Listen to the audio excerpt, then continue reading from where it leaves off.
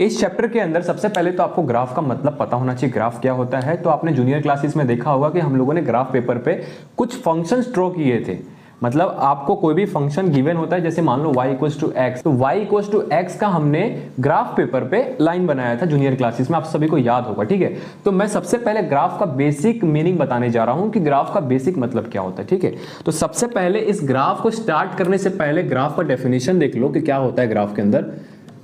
दो क्वांटिटीज के बीच में रिलेशनशिप शो करता है ग्राफ। वो कैसे करता है इसको समझ लेते हैं। सबसे पहले मैं क्या करूंगा, मैं एक एग्जांपल लूंगा। आप सभी को पता होगा कि y इक्वल्स टू एक्स एक लाइन का इक्वेशन है, आप सभी को पता है। इसका मतलब ये भी हुआ कि हर पॉइंट पे y और x कोऑर्डिनेट सेम होंगे। अगर हम इसको ग्राफ पे बनाएंगे तो देखो कुछ इस तरीके से बनेगा। ये हमारा y एक्सिस हो गया और ये x एक्सिस हो गया, ठीक है। ये हमारा क्या है 0,0 ओरिजिन है, ये y एक्सिस हो गया और ये x एक्सिस हो गया, ओके। तो ये y एक्सिस, ये x एक्सिस, और जहां पे इंटरसेक्ट करते हैं दोनों एक्सिस वहां पे origin 0,0, okay. y equals to x का मीनिंग तो हमने समझ लिया है कि हर पॉइंट पे y और x सेम होंगे। तो इस ग्राफ के अंदर ऐसे कितने पॉइंट है जहां पर दोनों कोऑर्डिनेट सेम है, इस चीज को समझ रहे हो आप। रिलेशनशिप हमने यहां पे समझा है। ग्राफ क्या होता है, रिलेशनशिप को दिखाता है कि फंक्शन के बीच में या फिर दो क्वांटिटी में क्या रिलेशनशिप है, वही दिखाता है ग्राफ। तो हमने देखा y इक्वल्स टू x है, इसका मतलब x और y दोनों सेम है। तो ऐसे कौन से पॉइंट्स है, ऐसे कौन से कोऑर्डिनेट्स है जहां पर ये चीज सेटिस्फाई हो रही है, समझो इस चीज को।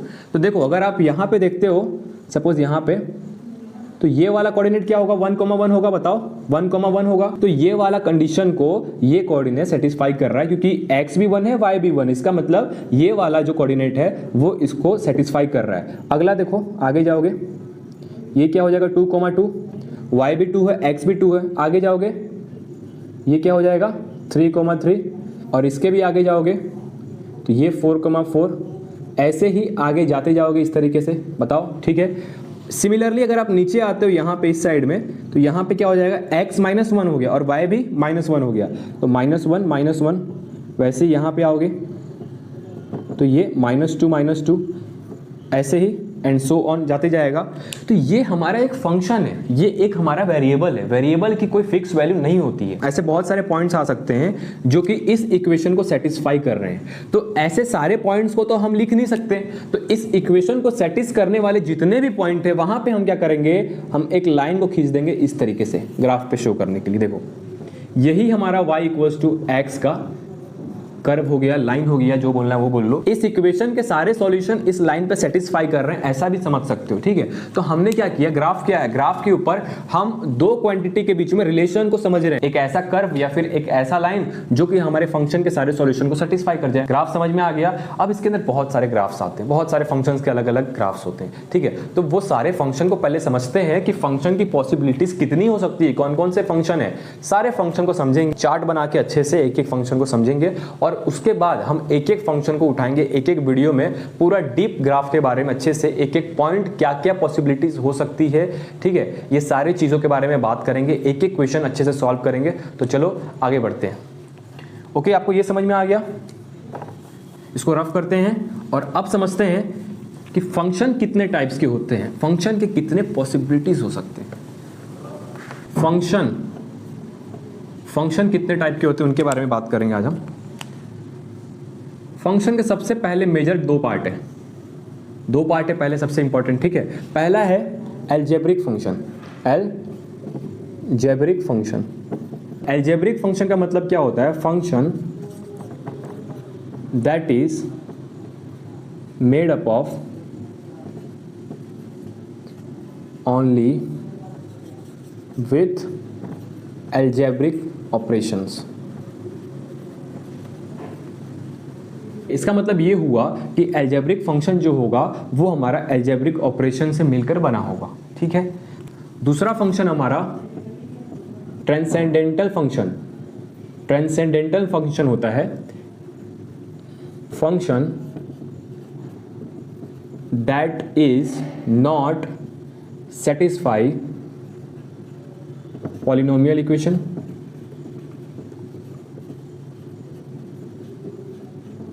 या फिर कह सकते हो function which is not expressible with algebraic operations. Function that is not satisfy polynomial equation, polynomial equation को सेटिस्फाई करने वाला फंक्शन नहीं होगा, उसको क्या बोलेंगे? ट्रांसेंडेंटल फंक्शन, या फिर function which is not expressible with algebraic operation. ऐसे फंक्शन को क्या बोलते हैं? Transcendental function. अब इसके भी पार्ट्स है, सबसे पहले समझते हैं एल्जेब्रिक के पार्ट्स। इसको मैं ऐसे बना देता हूँ पार्ट्स वाइज, ठीक है। एल्जेब्रिक के अंदर सबसे पहला आ जाएगा पॉलिनोमियल। पॉलिनोमियल फंक्शन आप सभी को पता होगा, जूनियर क्लासेस में किया है हम लोगों ने। पॉलिनोमियल फंक्शन हो गया, ठीक है। इसको थोड़ा बीच में बनाते हैं। सेकंड है rational function, rational function. Third है इरेशनल फंक्शन। फोर्थ है piecewise function. Piecewise का मतलब क्या होता है आपको पता है? पीस वाइज का मतलब होता है किसी भी फंक्शन में एक से ज़्यादा पॉसिबिलिटीज होती है तो उसको पीस वाइज बोलते हैं। फॉर एग्जांपल समझा देता हूँ आपको, जैसे कि मान लो y equals to mod x का ग्राफ आपको पता ही होगा। ये एक मॉड्यूलस फंक्शन है। क्या है? मॉड्यूलस फंक्शन है। तो यहाँ से दो पॉसिबिलिटीज आएंगी। पहले ये आएंगी, अगर इस मोड को हटाओगे तो दो साइन आते हैं, एक प्लस एक माइनस। तो जब प्लस आएगा तो y इक्वल्स टू x एक ग्राफ हो जाएगा, और जब माइनस आएगा तो y equals to minus x एक और ग्राफ हो जाएगा, ठीक है। लेकिन यहाँ पे मॉड्यूलस है तो दोनों के दोनों पॉजिटिव होंगे, मतलब x एक्सिस से ऊपर होंगे। अगर आप इसका ग्राफ बनाओगे तो कुछ इस तरीके से y equals to mod x का ग्राफ बनता है। मॉड x मतलब सारी की सारी पॉजिटिव वैल्यू लेगा, मतलब ये हो गया y इक्वल्स टू x का ग्राफ और ये हो गया y equals to minus x का ग्राफ। तो ये कुछ इस तरीके से हमारा पीस वाइज फंक्शन होता है, मतलब एक ही फंक्शन के अंदर एक से ज्यादा पॉसिबिलिटीज होती है तो उसको पीस वाइज फंक्शन बोलते हैं। तो ऐसी ही और भी फंक्शन है। ये मैंने आपको एक एग्जांपल देके समझा दिया कि पीस वाइज फंक्शन में कौन कौन से फंक्शन आएंगे, कैसे कैसे काम करना है। तो उसके अंदर एक से ज्यादा पॉसिबिलिटीज होगी, एक से ज्यादा इक्वेशन बनेंगे, तो उसको हम पीस वाइज फंक्शन बोलते हैं, ठीक है। इसको रफ कर देता हूं।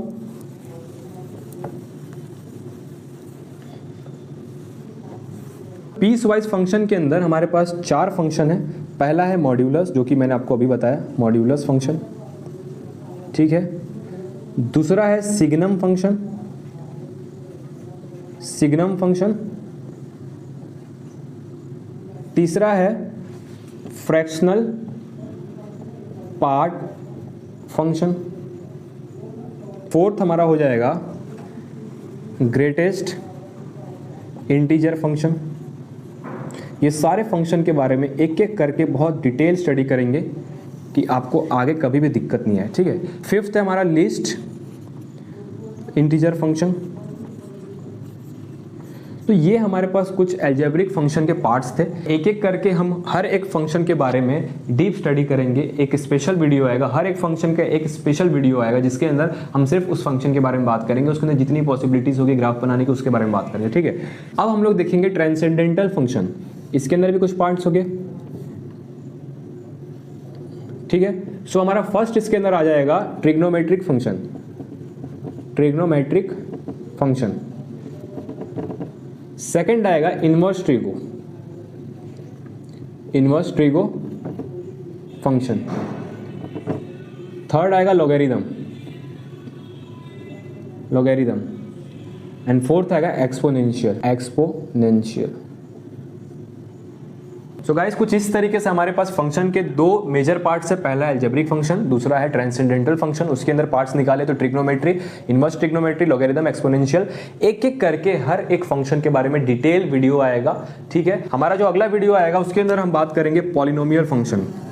नेक्स्ट वीडियो में हम लोग बात करने वाले हैं पॉलिनोमियल फंक्शन के बारे में, उसके बाद rational function, irrational, piecewise. एक एक करके हर एक वीडियो में एक एक फंक्शन को बहुत डीपली स्टडी करेंगे, एक एक पॉसिबिलिटीज के बारे में समझेंगे, हर एक चीज को समझेंगे जो कि एग्जाम में आती है। मैं कुछ क्वेश्चन भी सॉल्व करवाऊंगा, तो उससे क्या होगा कि आपके सारे कंसेप्ट क्लियर हो जाएंगे। अगर आपको ये वीडियो अच्छा लगा तो वीडियो को लाइक कर देना, चैनल पर नए हो तो सब्सक्राइब कर देना। ऐसे और वीडियोस हमारे चैनल पर आते रहेंगे।